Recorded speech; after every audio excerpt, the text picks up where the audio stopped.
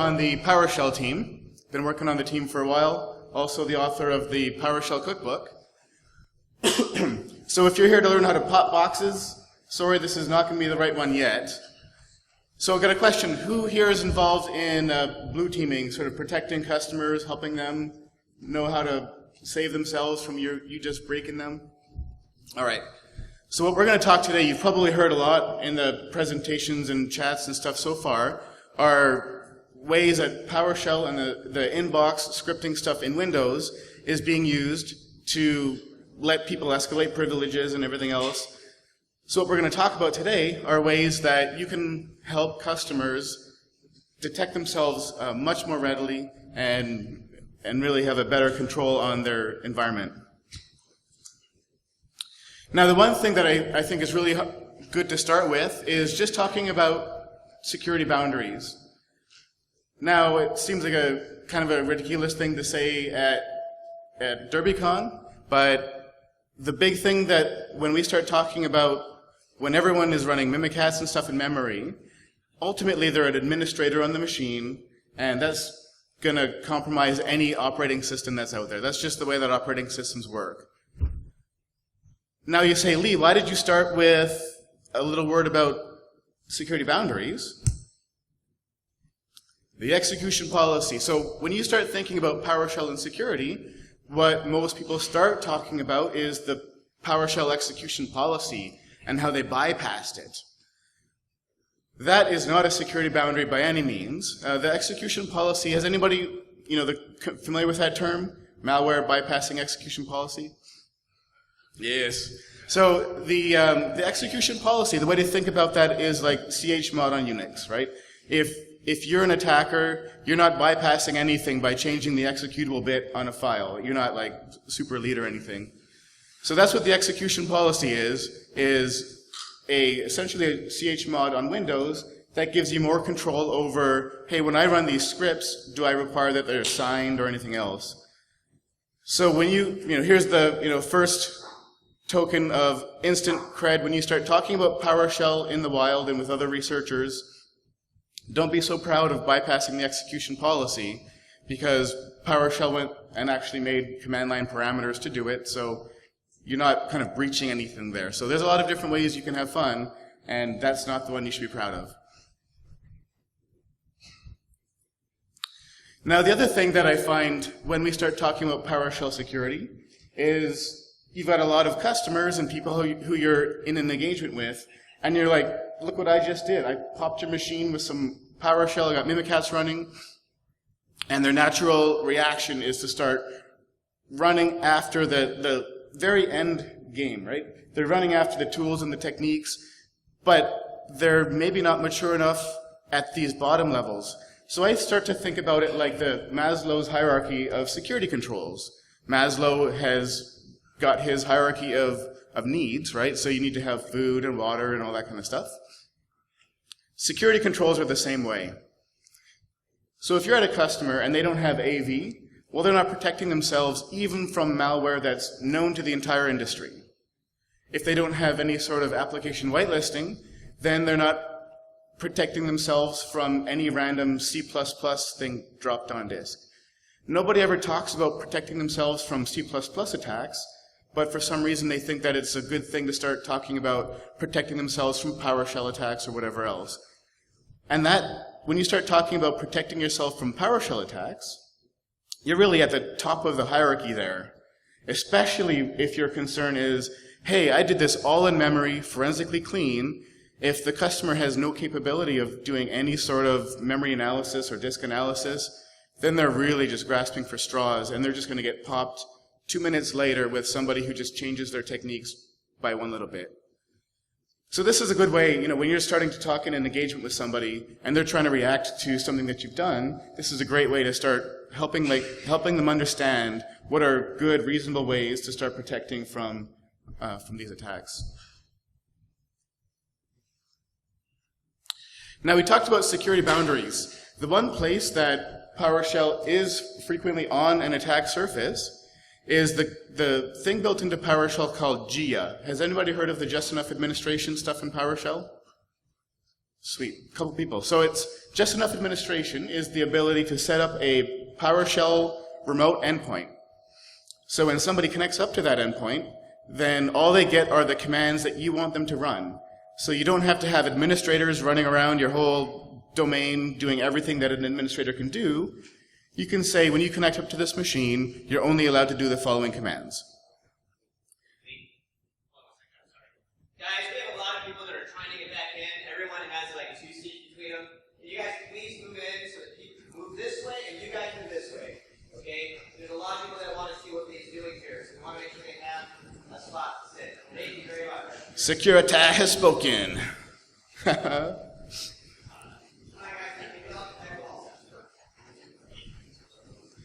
Parting of the seas.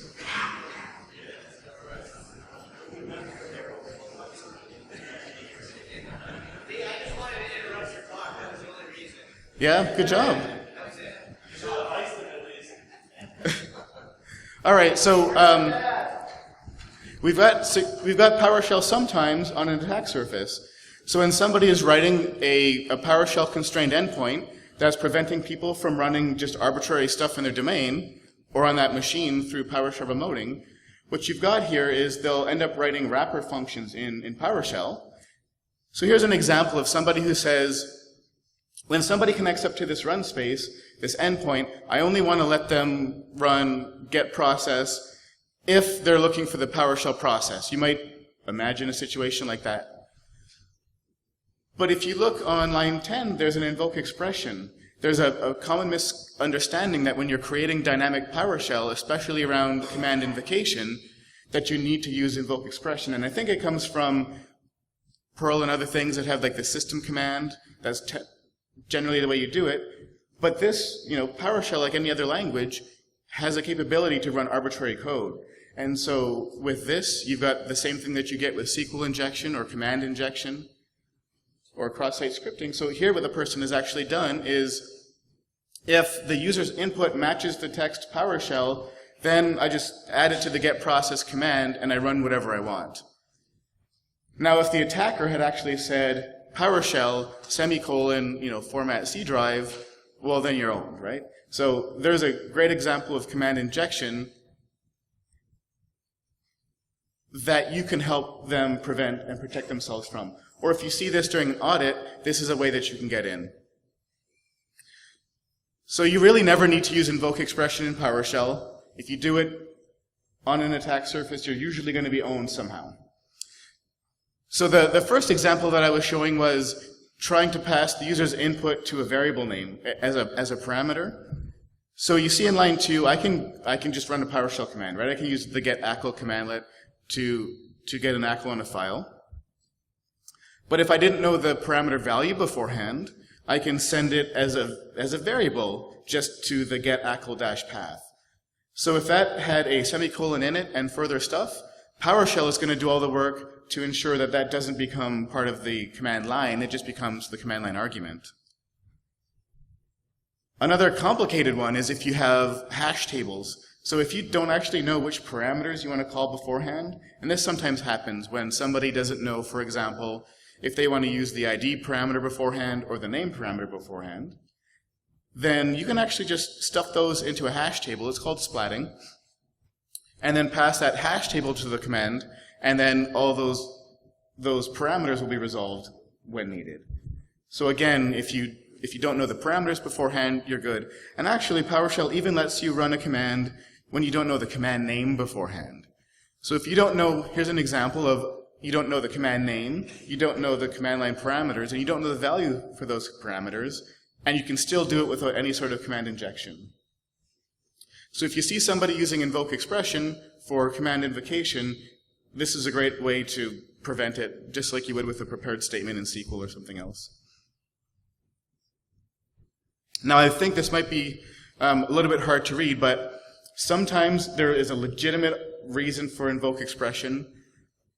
So for example, if you're interacting with another system and a product, for example, and all it takes is a PowerShell encoded script, what we did add in PowerShell version 5 was this system management automation.language.code generation. Because what you're doing when you're doing command creation and injection is you're really generating code. And so you see here in the code generation API, there's things like, if I'm going to be putting it into a block comment, there's an escape block comment content. So there's all these different APIs, and the one that people will need is escape single quoted content. Because one of the things that people try to do is they'll know that they're in one of these situations where I'm passing it to another system and all it takes is PowerShell. And so what they'll do is they'll know that they'll put it in a PowerShell, a single quoted string, and then they know that if the user ends up having single quotes in there, then they'll just replace them with 2 single quotes, and that will save them from any sort of escaping via single quotes. However, PowerShell was raised in the age of Outlook and Word and blogs and all that kind of stuff, where you put a script online and it gets automatically screwed up to be these fancy quotes.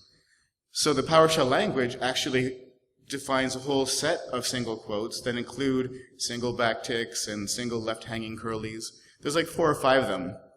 So if somebody's only doing single quote escaping, then you can just use the curly versions to escape out of that. So these code generation APIs take care of that stuff for you because they are written by the same people who wrote the language. There's another situation that people sometimes feel the need to run invoke expression on. And that's when you have a data file in PowerShell. So PowerShell has hash tables, and you can put these hash tables in files. And so those hash tables, you see them in, if you have a PowerShell module, the module manifests are really just hash tables in a file.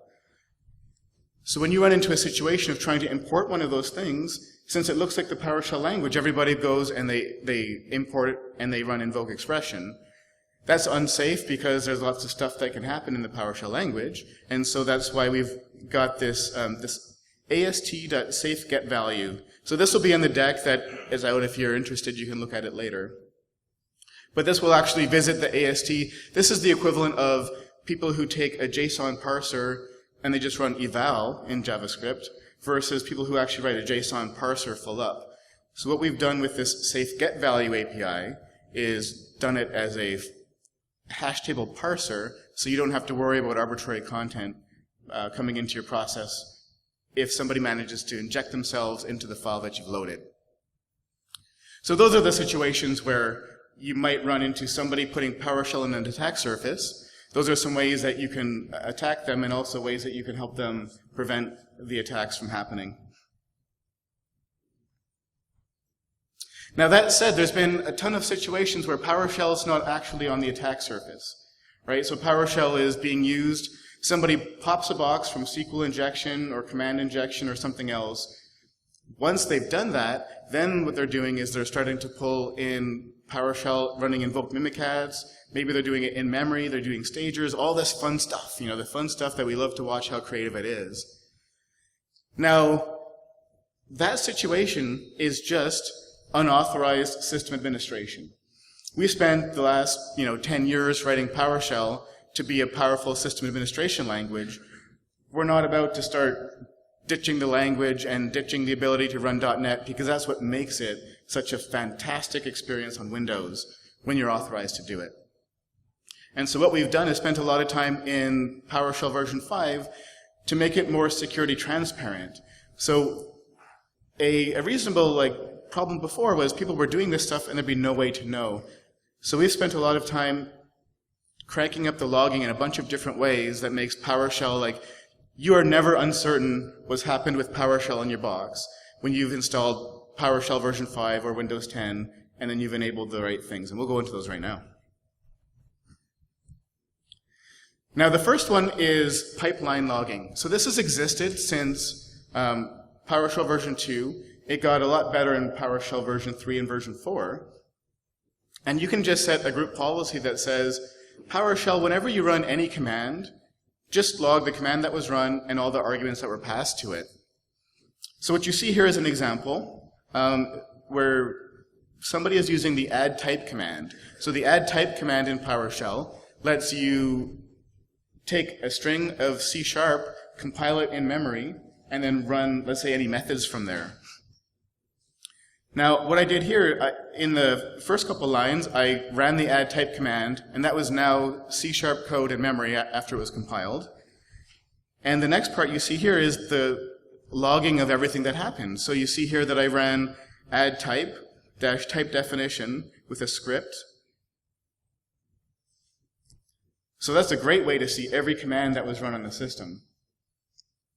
There's a lot of commands that there's a lot of attacks and a lot of scenarios that don't involve just simple PowerShell commands. And so we also added transcripting and script block logging, which I'll get into in a second. So transcripting also has existed since version 1, and when anybody tries to use it as a security control, until version 5, they ran into challenges. So transcripting is the idea that what would you see if you're looking over somebody's shoulder on a system? You see them typing commands, you see the output coming, and that's a great way to understand what's happened to a machine. So let's give a little demo of that here.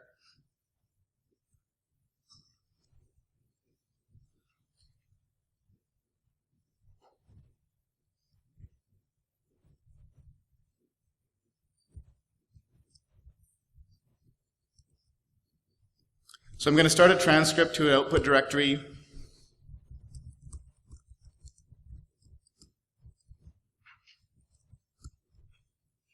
I've run some commands.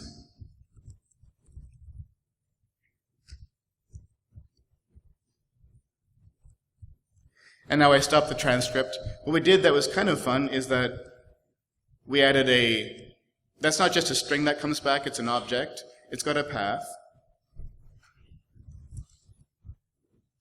So now we can see this is what happens with over-the-shoulder transcripting. So I can see here a bunch of interesting things. You see here there's a username and a run as user.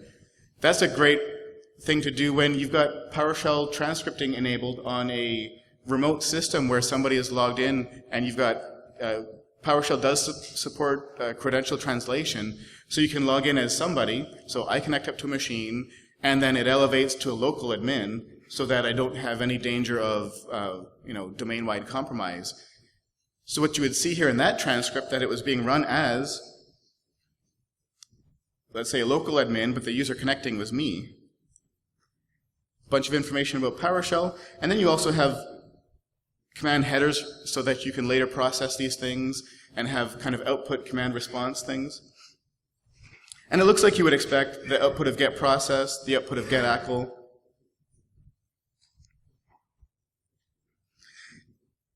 Now that's kind of what existed since PowerShell version 1, is the ability to interactively say start and stop transcript.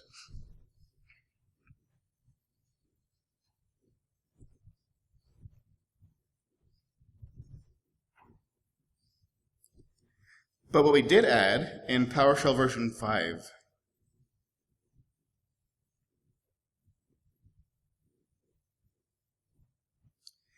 so here's the one that I was talking about before, turning on module logging. I can enable it for all modules. And now every command that PowerShell's run is going to get logged in the event log.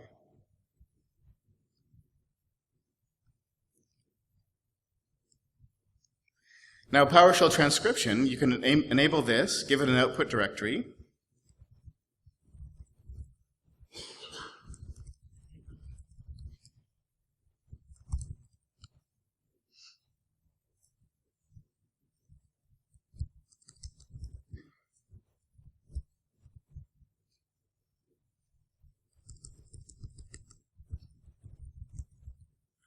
And I can include the invocation headers that we saw.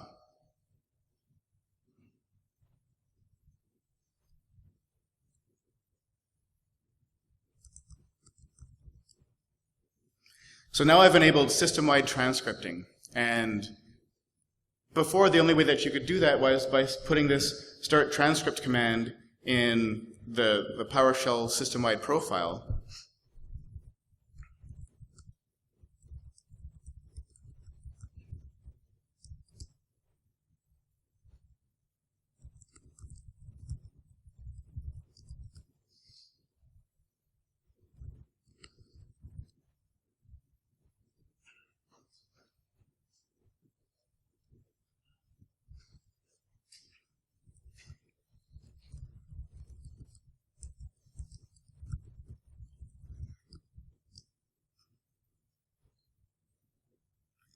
And so when that works,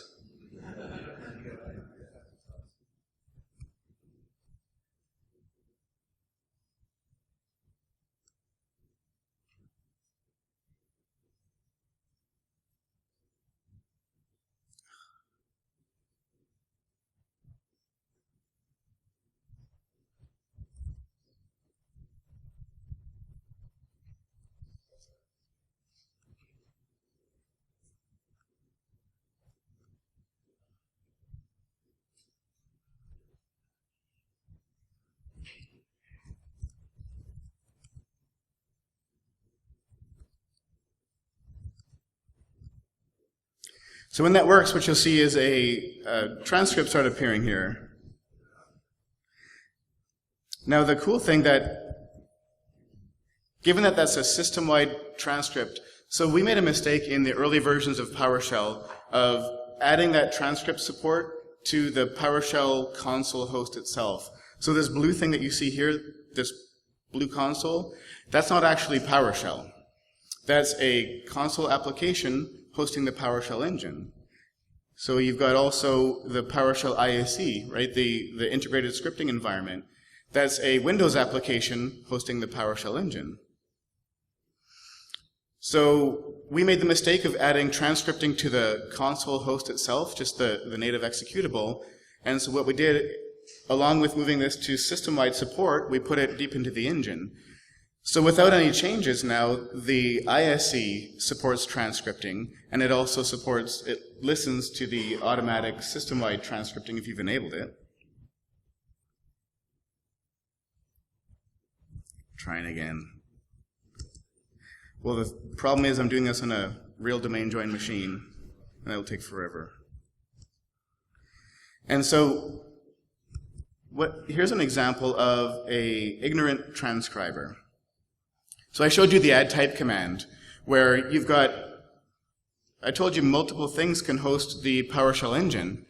And so here's an example of me creating a C# class that hosts the PowerShell engine, and it's going to run get process for all processes that have a name that start with S, right, as an example. So this is a C# class that does this. The add type command just compiles that into an exe. So now I have an executable hosting the PowerShell engine, and because this was done deep into the PowerShell engine, it's going to pull up transcripting support as well.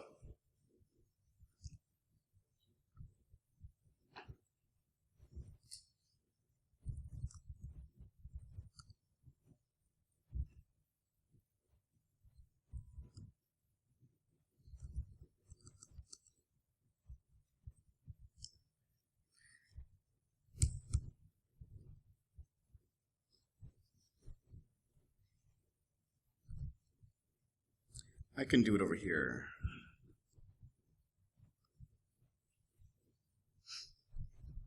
Oh, you know what I know I can do? It'll be much better.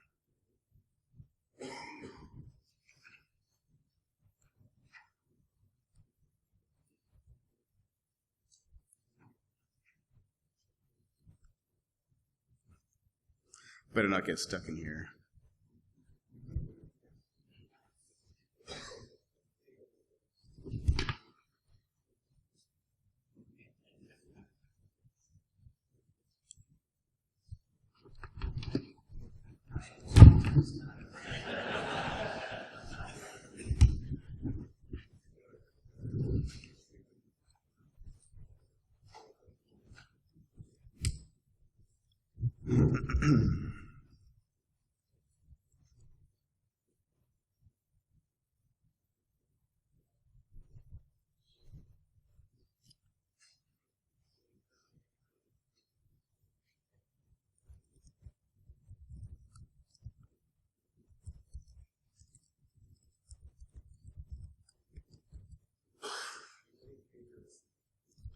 So what I can do here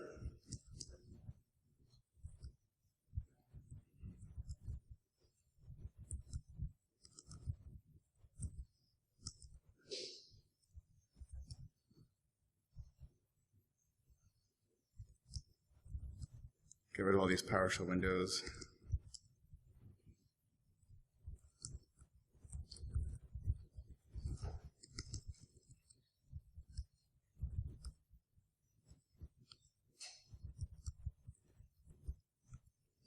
So I've got a PowerShell module here that does all these things without waiting for the group policy updates. So what I can just do is enable PS transcription.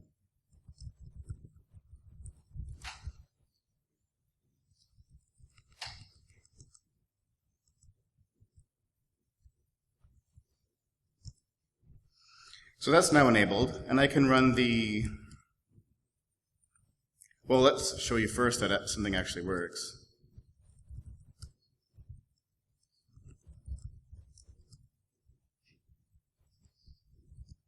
All right, finally.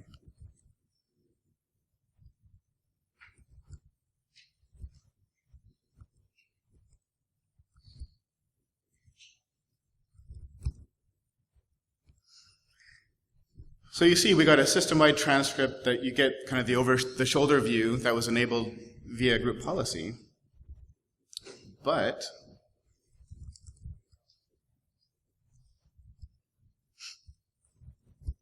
now there's this ignorant transcriber thing. So it did the great useful thing of telling me I have 30 processes that start with the letter S. It came and went away. This person who wrote this thing had no idea that transcription was enabled on the machine.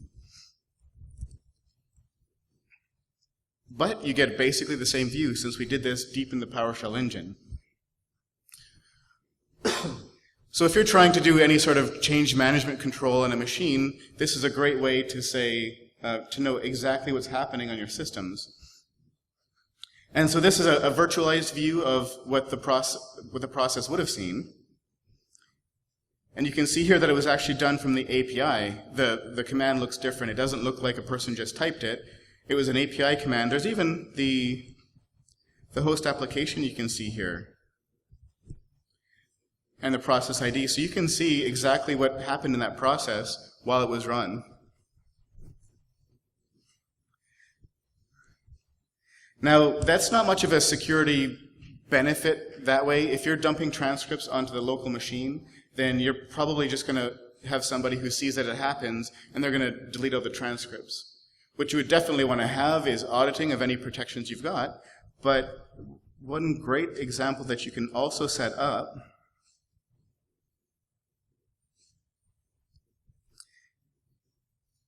so Windows, like anything else, supports the ability to create kind of write-only shares. So what I've done here is I've created a PS transcript share. Now this will create a share on a specific machine, and it'll share it out as C:\transcripts.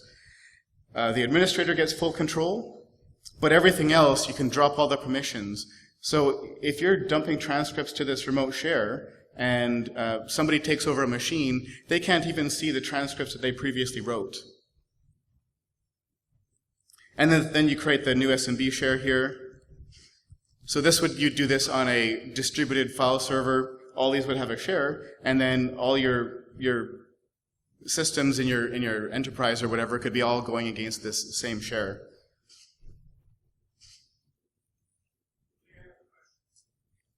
Yes.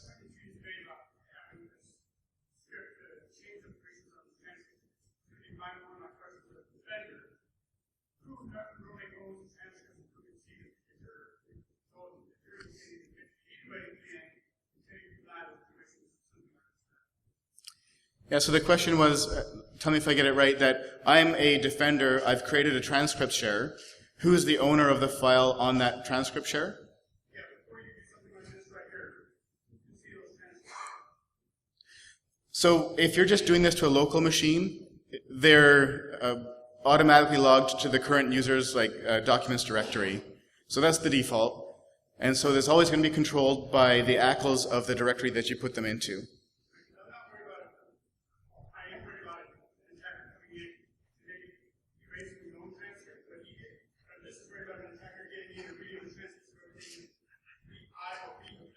Right. So you're worried about the attacker reading more sensitive transcripts. So if you're storing those transcripts on the local machine, and the attacker has admin privilege, then they're going to be able to do that. If they don't have admin privilege, then you just make sure that you're logging them to a directory that they don't have permissions to. Now, the question you have is a really good one, and we'll get to it a little bit further of what can I do to protect all of this sensitive data that I'm storing on the machine. And we got some great stuff for that, and I'll show you that in a minute.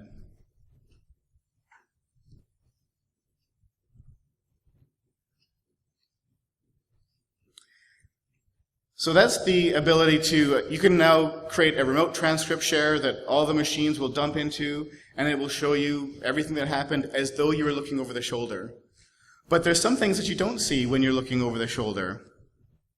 So how many people have seen in presentations like PowerShell -encoded command, dash execution bypass, the kind of the typical PowerShell stager? Anyone familiar with that?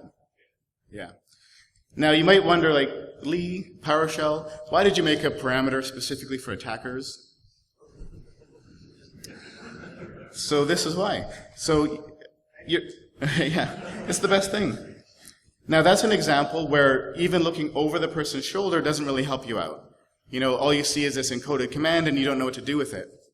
What that encoded command did turn into, though, is a set of PowerShell script blocks and PowerShell invocations. And those script blocks invocations meant something to PowerShell that was, you know, either good or malicious or whatever. But let me show you a bit of the background behind that. So I'm in PowerShell right here. I can type in PowerShell 1+1. I'm giving it a script block. PowerShell runs and dutifully says the answer is 2. That's great.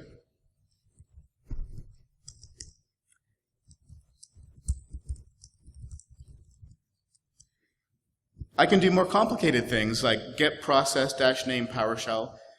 Now, if you were to be a betting man or a betting woman, you'd probably say, hey, this is just returning text, because you'd expect that coming from things.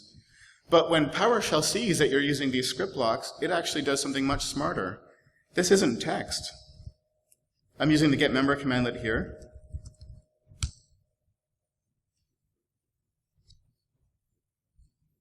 Look at all these properties, delicious properties.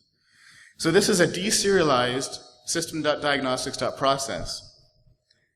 And given that these are all properties with real like int32s and int64s and stuff, oops, wrong one.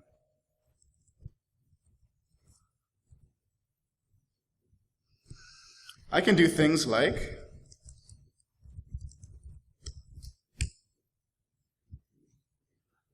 so that was a numerical sort, that wasn't an alphabetical sort. If this was text and I had some magic awk said grep magic, that would have been alphabetic anyways. This is the core infrastructure that causes encoded command. So you might, for example, send this same syntax to a process that doesn't understand it. So you can see here what PowerShell did is it saw, I was launching a process with a script block. What I'll do is I'll give it an encoded command and an input, and I'll give it input format of XML or output format of text. And now this is, PowerShell understands this and would do all that right object magic. CMD doesn't, so this is why that parameter exists.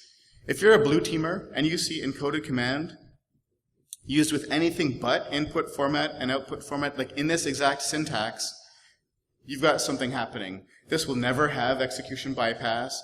It will never have window style hidden. It will never have no profile. This is the situation that you can just light up if you see something like that. So you've got all these script blocks happening, so this encoded command. One thing that we've added is script block logging.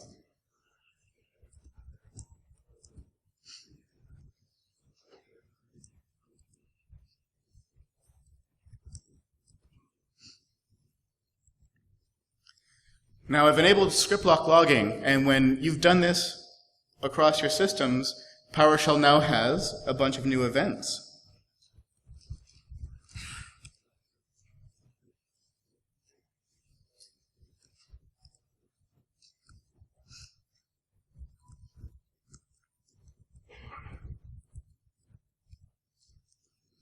So I just ran some simple math, some variable access.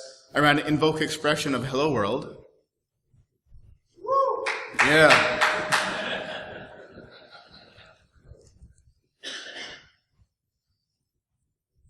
So let me do that again. All right.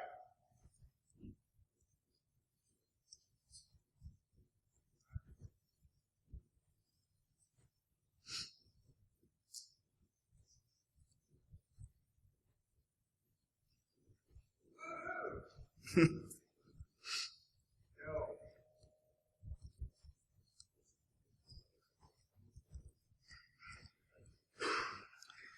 So what we see here is PowerShell with script lock invocation logging enabled.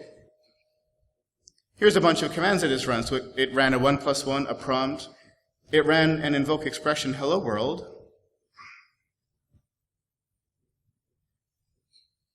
And I'll run this again.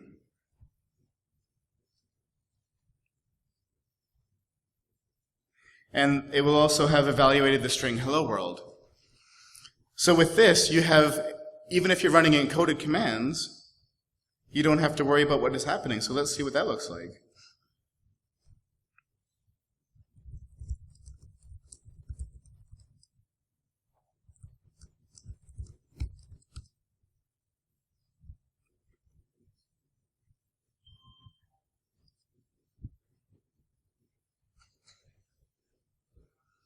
So you see here that PowerShell started up, loaded some modules. Here's the prompt that was run. You can imagine an attacker saying, I'm going to be really secret, and I'm going to edit the prompt on the machine and just start PowerShell and kill it, and then all the command invocation happens via the prompt. So that was all logged. And here is the script lock that was run from the other console.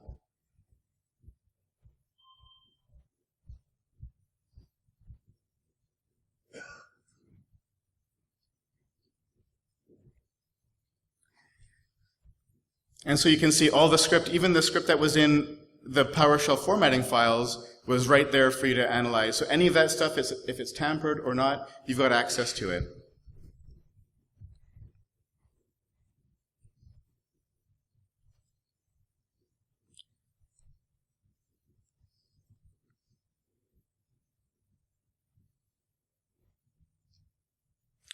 So there's a simple example of like PowerShell dash command, but let's take a look at a more complicated example. So you see something like this, PowerShell dash command with it's doing a web stager, going off to bit.ly, who knows what is pulling down.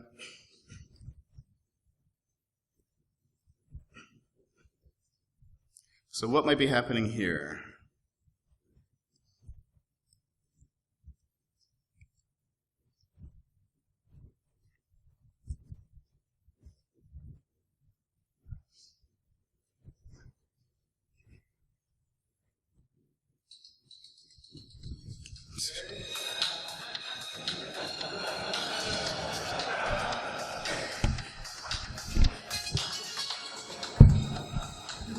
So you've clearly got some bad stuff happening on your network now.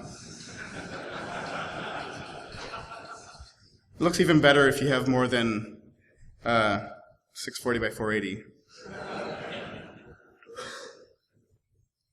Now, what happened? This is some epic shit. So what we can do, so pull out the message parameter, put it into the clipboard. Now let's start analyzing what happened. So you see here I had script lock logging enabled. I ran this.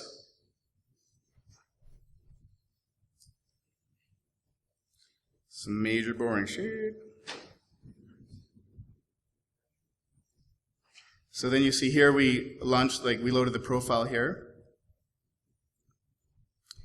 Now here's where it starts to get suspicious. Here's the invoke expression. And then a module loaded that's on my machine. Now that invoke expression, what you see here is,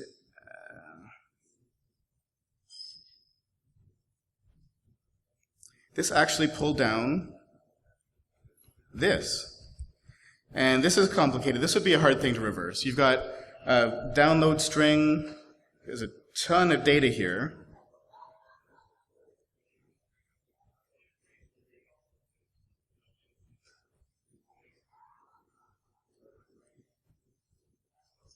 And then you see we've got some more complicated stuff around, like we have it was actually gzipped compressed stuff in memory. How are we going to start to figure out what's that in? So it takes this big block of data, decompresses it, and then it runs invoke expression on that structure.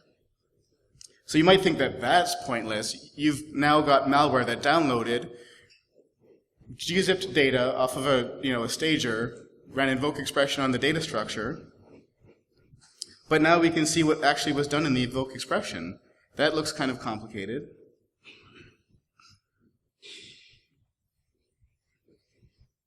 Oh, that's not too complicated. You can see here that the half of the data that was taken down were the text frames of the animation. So with script lock logging enabled, you don't have to worry about people doing suspicious stuff that you have no idea what it is, because it's all logged for you. Now there was, you had a question about what do I do when I've got all this amazing logging enabled? One of the fears is like, if an attacker compromises a machine with all this logging enabled, we're going to have some serious danger if they can start looking through all this logged stuff. Maybe there's been credentials, maybe there's been passwords, sensitive shares. And the good news is that we got your back there. So PowerShell version 5 added the CMS message commandlets. So CMS stands for the Cryptographic Message Syntax. So that's a standard thing out there. It's supported in OpenSSL and Windows. It's based on the encryption that people use when they're doing signed emails. So we added the get, protect, and unprotect CMS message commandlets. Now what you can do, if you want, is this is just a regular cert. It has this is the OID for document encryption. So if you've got any system that does certificate issuance, you give it this OID and you've got an appropriate certificate. So this is really boring. You don't want to do it this way. Because what you want to do is the new self-signed certificate commandlet that's in Windows. And I'm just going to give it a document encryption cert as the argument. So now I have a new self-signed certificate. And you can validate that you've got them. Here I have in the local machine I now have this self-signed document encryption certificate. And you can even just use the document encryption cert parameter to figure out which ones you've got. So here's an example of actually how easy it is to encrypt something. I've got some text. Send it to the protect CMS message commandlet.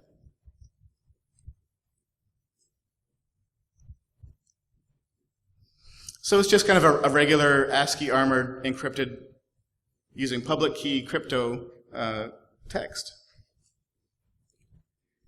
Now, if you want to check out all the stuff that you can do with one of these things, you've got the recipient info. So the nice thing about this encoding format is that it contains who it's for. So you don't have to worry about, when you're decrypting, actually saying which recipient did I use for the encryption. And then I can just take that same content and run it through unprotect CMS message. So that's using like sweet up full public private key crypto.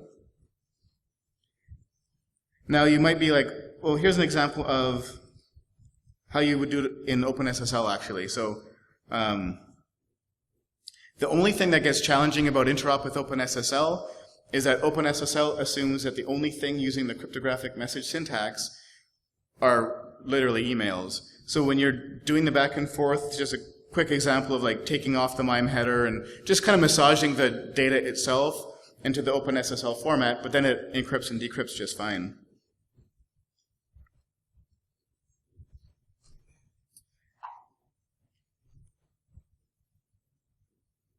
So that sounded like it was useful, but then you might still wonder, how does this at all relate to me and encrypting event logs? What we've added is, let's clear this event log again.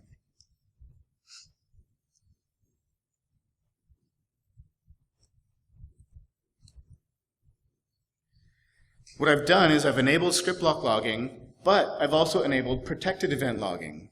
So the magic of public and private key crypto is that the encryption key is different than the decryption key. So you can leave your public key everywhere on all the machines in an entire enterprise, and then PowerShell can encrypt to that certificate.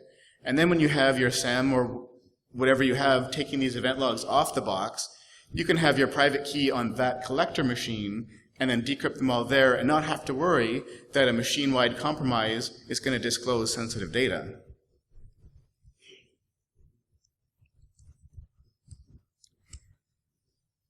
So I run a thing. Yeah, popped calc and a blue team. Now I'll disable these things.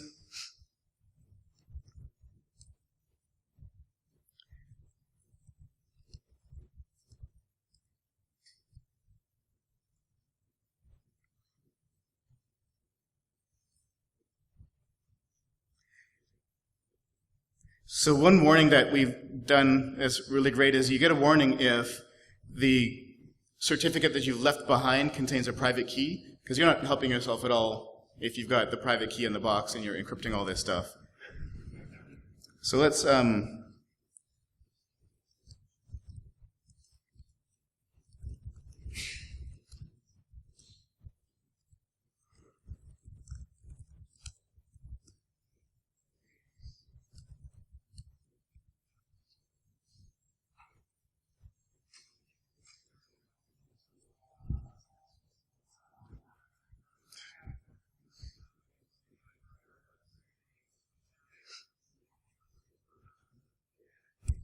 well, I don't know why this isn't working. But when it works, you get great encrypted content everywhere.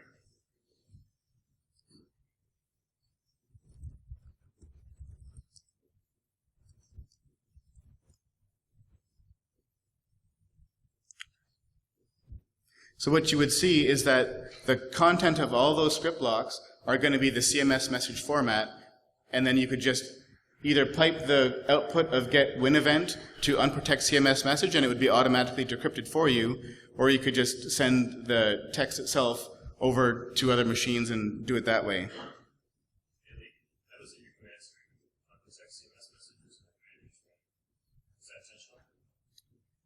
Oh, that is very great. Thank you.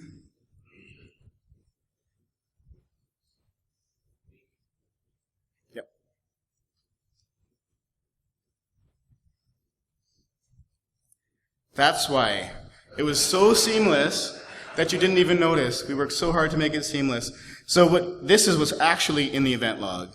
But to show you how easy it is to convert it to a thing that your systems are already used to when they're ingesting these things. So that's what it looks like when you include the context. You can even get rid of the include context parameter and actually just get the text itself.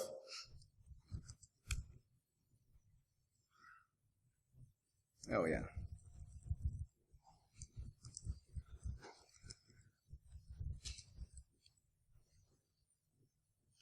So that's CMS message. So you can enable this rich logging in PowerShell and not have to worry at all about that data getting left behind. So, thanks for your time. Any questions? Oh, yeah.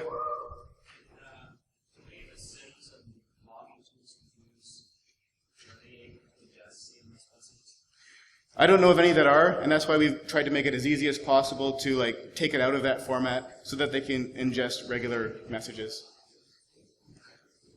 All right, thanks everybody.